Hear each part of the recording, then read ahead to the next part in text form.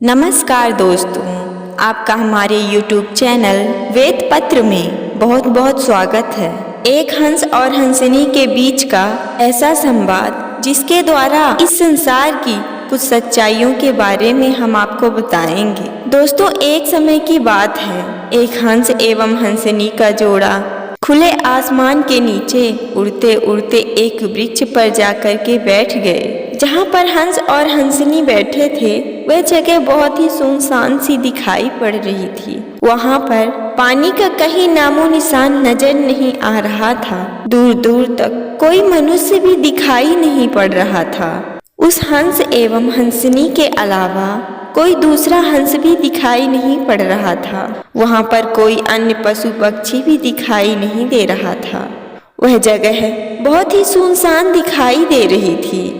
वह दोनों उस जगह पर भटक गए थे। वह वहाँ से निकलने का प्रयास कर रहे थे। वह उड़कर इधर उधर देख रहे थे कि कहीं से कोई रास्ता दिख जाए और हम अपने घर को वापस चले जाएं। लेकिन कहीं कोई रास्ता उनको समझ नहीं आ रहा था। समय के साथ अब रात होने को चली थी तो वह वापस आकर उसी डाल पर पुनः बैठ गए। अब हंस और हंसिनी ने सोचा कि रात यहीं पर गुजारनी पड़ेगी। सुबह होने पर यहाँ से पुनः जाने का प्रयास करेंगे। यह सोचकर वह हंस और हंसिनी का जोड़ा उसी वृक्ष पर रात गुजारने का सोचा। तभी हंस की नजर उल्लू पर पड़ी।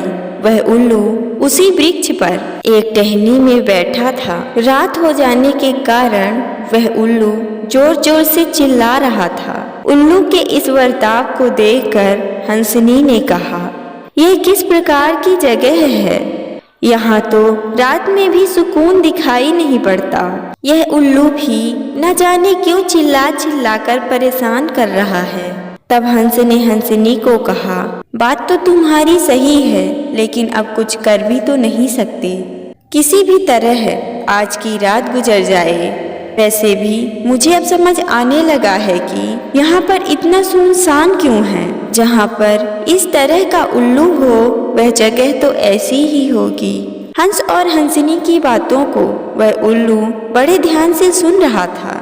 समय बीता और रात से सुबह हुई। तब उल्लू हंस के पास गया और बोला, मेरी वजह से आप दोनों इतने परेशान हुए, उसके लिए मुझे माफ करें। तब हंस ने कहा, कोई बात नहीं उल्लू भाई, अब हम चलते हैं। ऐसा कहकर हंस एवं हंसिनी दोनों वहां से जाने लगे। तभी वह उल्लू जोर जोर से चिल्लाते हुए बोला, अरे हंस, ये तुम क्या कर रहे हो? तुम मेरी पत्नी को लेकर कहाँ जा रहे हो? हंस ने सुना कि उल्लू ऐसा कह रहा है तो वह हैरान रह गया। और तब हंस ने उल्लू से कहा, ये तुम क्या कह रहे हो? यह तुम कैसी बातें कर रहे हो? तुम्हें तो यह पता है कि हंसिनी मेरी पत्नी है। दोस्तों, अब उल्लू कहता कि हंसिनी मेरी पत्नी है और हंस कहता कि हंसिनी मेरी पत्नी है। दोनों में वाद विवाद बढ़ने लगा। वहाँ के कुछ पक्षियों ने भी देखा तो वह सभी एकत्रित हो गए। एक पक्षी ने सोचा कि कहीं विवाद बहुत भीषण रूप न धारण कर ले, तो उसने ये सोचकर पंचायत बुलवा ली कि पंचायत ही सही न्याय करेगी। पंच लोगों को बुलाया गया तो पंच लोग बोले, ऐसा क्या विवाद था जिसकी वजह से पंचायत को बुलाना पड़ा? तब पंच लोगों को बताया गया कि यह एक ऐसा विवाद है जिसमें हंस कह रहा है कि हंसिनी मेरी पत्नी है और उल्लू कह रहा है कि हंसिनी मेरी पत्नी है। जब पंचों को इन सब बातों के बारे में पता चला तो वह सब आपस में बात करने लगे। तभी वहाँ मौजूद एक पंच ने बोला कि यह तो सत्य बात है कि हंसिनी हंस की ही पत्नी है।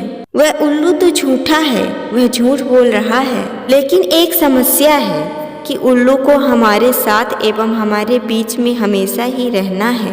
और अगर हंस की बात करें तो वह पता नहीं कहाँ का है, पता नहीं वह कहाँ से आया है। वह जहाँ से आया है उसे वहाँ पर वापस जाने के लिए बोल दिया जाएगा। उल्लू अपने काम भी आ जाता है, जिस वजह से हमें उल्लू के हक में ही फैसला सुनाना चाहिए। सभी पंच इस बात से सहमत हो गए और उल्लू के पक्ष में फैसला सुनाया गया कि हंसिनी उल्लू की पत्नी है एवं हंस को यहाँ से जल्द चले जाने का आदेश दिया गया। पंचायत का न्याय सुनकर हंस के हृदय में बहुत ठेस लगी।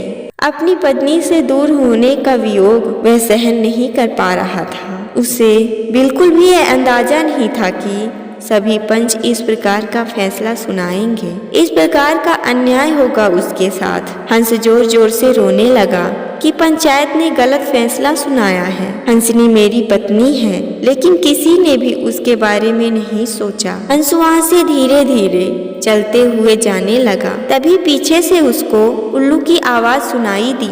अरे मित्र हंस, कहाँ चल दिए? हंस ने पलटकर पीछे देखा और बोला, मेरी पत्नी तो तुमने छल करके ले ही ली, अब मेरी जान भी लेने आए हो क्या? उल्लू ने जब सुना कि हंस यह कह रहा है, तब उल्लू ने कहा, अरे नहीं मित्र, हंसनी तो तुम्हारी ही पत्नी है एवं वह सदैव तुम्हारी ही रहेगी। आप अपनी पत्नी को अपने साथ लेकर जाइए, लेकिन मुझे आपसे एक बात कहनी है। कल रात में जब मैं चिल्ला रहा था तो आपने अपनी पत्नी से बोला था कि यह इलाका इतना वीरान इसलिए है क्योंकि यहाँ पर इस प्रकार का उल्लू रहता है।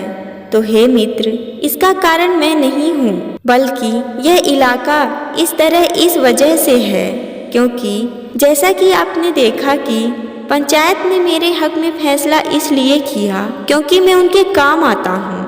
यहाँ पर मौजूद हर कोई अपने फायदे के लिए अपना उल्लू सीधा करने में लगा है। तो दोस्तों, आशा करते हैं कि आपने इस कहानी के माध्यम से बहुत कुछ सीखा होगा। अगर वीडियो अच्छी लगी तो वीडियो को लाइक करें, चैनल को सब्सक्राइब करें और जाते जाते कमेंट बॉक्स में जय श्री राधे कृष्णा हर हर महादेव लिखना ना भूलें।